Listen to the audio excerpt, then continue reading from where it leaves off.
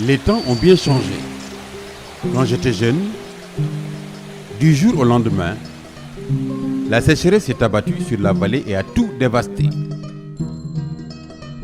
Hommes, champs, bêtes, tout n'était que désolation. Sous le pont Faidherbe à Saint-Louis, on pouvait traverser le fleuve à pied. L'eau de la mer remontait le lit du fleuve, impossible de cultiver. Tous mes cousins ont choisi l'exil vers Dakar, Nouakchott ou la France. Car comment vivre sans eau?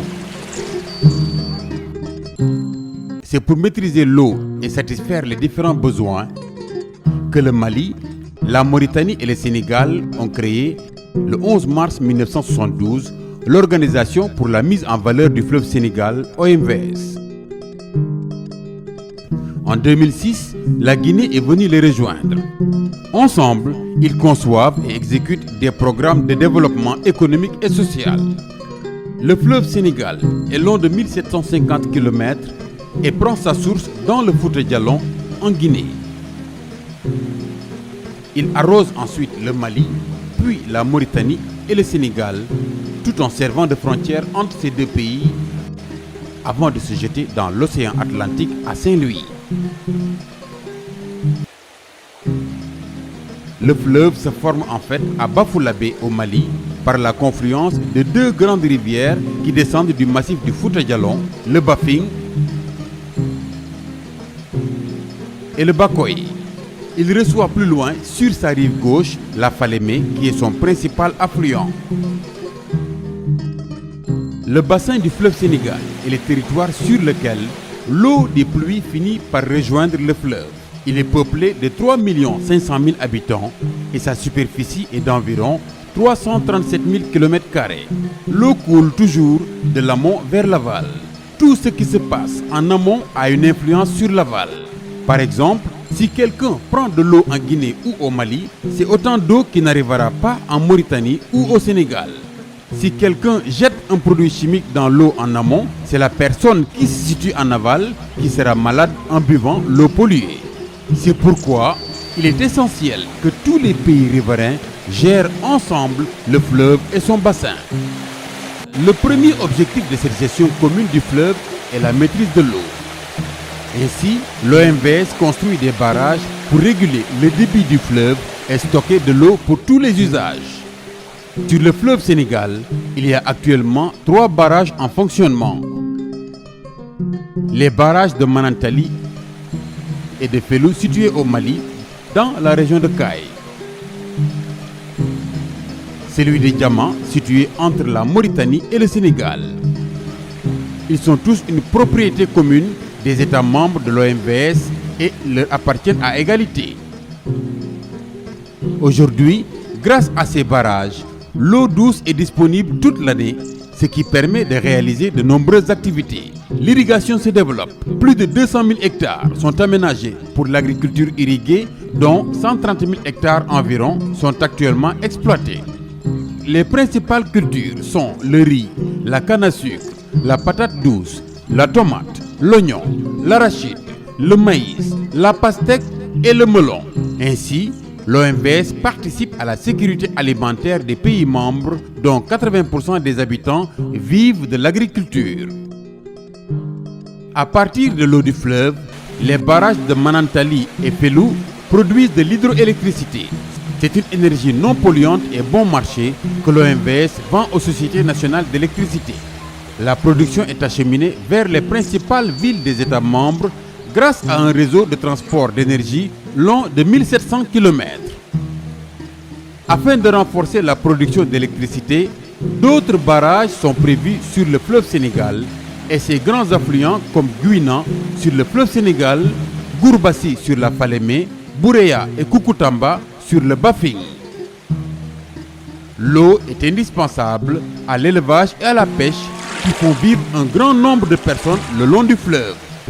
Pour augmenter les revenus des pêcheurs, l'OMVS les a équipés en matériel tel que des fours, des pirogues et des filets. L'organisation a également construit de nombreuses infrastructures comme des quais de pêche, des marchés à poissons et des fermes piscicoles entre autres pour la production, le stockage, la transformation et la commercialisation du poisson.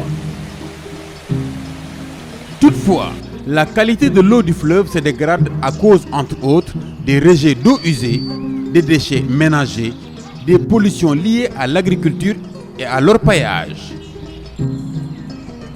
Par ailleurs, la construction des barrages a malheureusement favorisé la prolifération des plantes nuisibles comme le typha et le développement des maladies liées à l'eau, surtout le paludisme et les bilharzioses. C'est pourquoi, depuis 10 ans, dans le cadre du programme de gestion intégrée des ressources en eau et de développement des usages multiples, PEGIR, l'OMVS a distribué des millions de moustiquaires pour aider les États à lutter contre le paludisme. Des campagnes de sensibilisation et de traitement de masse contre les bilharzioses ont été aussi effectuées.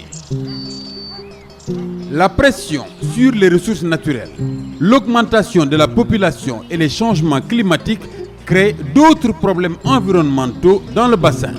Il s'agit par exemple de la dégradation des terres et des berges, de la déforestation ou de l'augmentation des risques d'inondation. L'OMVS lutte activement contre ces problèmes.